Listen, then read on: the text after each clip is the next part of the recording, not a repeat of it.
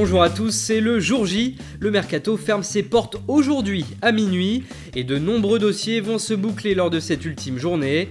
Dans l'Hexagone, le LOSC passe enfin à l'attaque suite à la validation de son budget par la DNCG.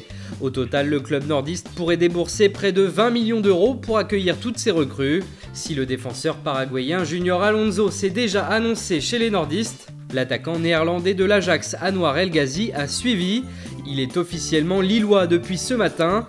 Pourrait suivre 3 joueurs, le milieu brésilien de l'AS Roma Gerson, son compatriote Gabriel Silva et l'Albanais Agim Zeka qui sont cités avec insistance au domaine de Luchin. Au niveau des départs, c'est officiel, Mounir Obadi quitte le LOSC et rejoint l'OGC Nice.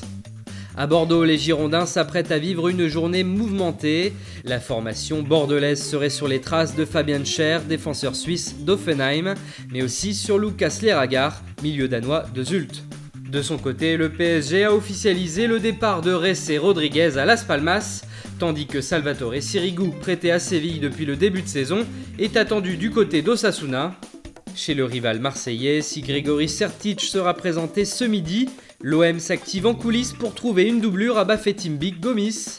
3 pistes sont évoquées, dont notamment le buteur d'Angers, Nicolas Pepe, également dans le viseur de plusieurs clubs anglais, mais aussi de l'Olympique Lyonnais. Justement, les Lyonnais tentent également de se débarrasser de Nicolas Nkoulou, le défenseur camerounais, et dans le viseur de Hull City. De l'autre côté de la Manche, Chelsea recherche un attaquant, l'Italien de Sassuolo Domenico Berardi, ainsi que les Français Moussa Dembélé et Jonathan Biabiani semblent plaire à Antonio Conte.